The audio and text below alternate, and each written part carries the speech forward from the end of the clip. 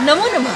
सुनो सुनाती हूँ मैं आपको हमारी भारतीय संस्कृति, हमारी परंपरा और हमारी मिट्टी से जुड़ी कहानियाँ सुनाती हूँ। आज मैं आई हूँ झारखंड के रामगढ़ ज़िले के रजरप्पा शहर में और यहाँ मैं आज आपको कहानी सुनाऊंगी सिद्धपीठ छिन्नमस्तिका की। जी चलो कहानी सुनिए।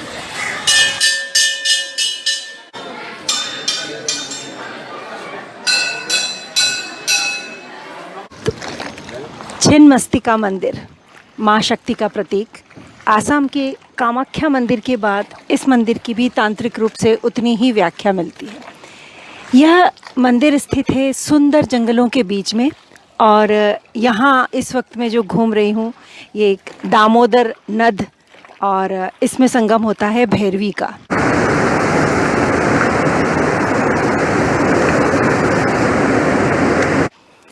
हमारी मान्यताओं के हिसाब से जो प्रकृति का जो सृजन है और साथ में संहार दोनों साथ साथ चलता है, तो इस तरह से दामोदर नद जो कि पुरुष का प्रतीक है और भैरवी जो शक्ति का प्रतीक है, उनका मिलन से सृजन होता है। इस मंदिर में जो माँ छिन्नमस्तिका की मूर्ति है उसके नीचे कमल पर लेटे हुए रति और कामदेव की मूर्ति इसी सृजन को दर्शाती है। इस मंदिर के बारे में पुराणों और वेद में भी आता है। यह मंदिर कहते हैं करीब 6000 साल से भी ज़्यादा पुराना है।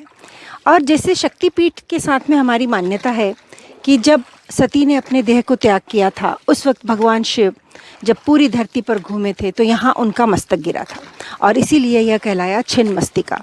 लेकिन दूसरी जो मान्यताएं इस मंदिर के साथ में जुड़ी हुई हैं वह यह है कि असुरों का आतंक बहुत ज़्यादा फैल चुका था।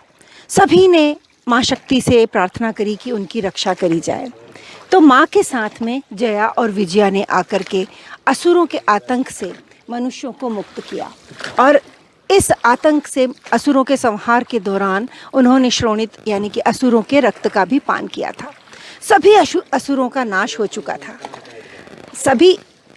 लेकिन जया और विजया दोनों के रक्त की शुद्धा खत्म ही नहीं हो रही थी।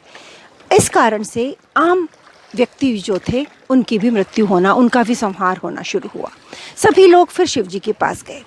फिर शिव जी ने आकर माता पार्वती से पूछा कि भाई तुम तो खुद शक्ति हो, ऐसा कैसे हो रहा है? तो माँ ने कहा कि मैं क्या करूँ, इनकी शुद्धा ही खत्म नहीं हो रही है।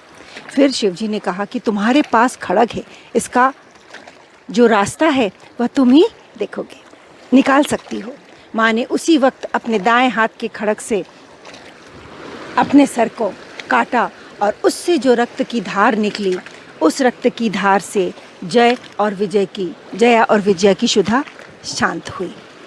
और यहाँ पर कहते हैं कि कुछ एक मान्यताओं के अनुसार जया और विजया की जगह उनके साथ इस नदी में माँ के साथ में एक दूसरी मान्यता के अनुसार उनकी सखियाँ डाकिनी और योगिनी थीं। डाकिनी और योगिनी इसी नदी में स्नान कर रही थीं और स्नान करते करते उन्हें इतनी ज़ोर से भूख लगी कि उन्हें माँ से कहा कि हमारे लिए कुछ भोजन का प्रबंध किया जाए। और माँ ने वहीं पर अपना त्याग करते हुए, स्वयं का त्याग करते हुए, बलिदान करते हुए अपने सर को काटा और डाकिनी और योगिनी की रक्त की शुद्धा को बुझाया।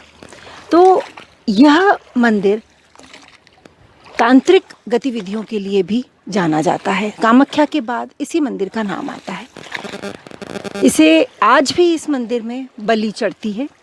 कहते हैं आमतौर पर मंगलवार और शनिवार को बलि चढ़ती है, किंतु यहाँ इस जगह पर आने के बाद, इस दामोदर नदी और भैरवी के संगम के बाद मुझे ऐसा लग रहा है कि प्रकृति का जो आशीर्वाद है वह इस जगह को मिला हुआ है।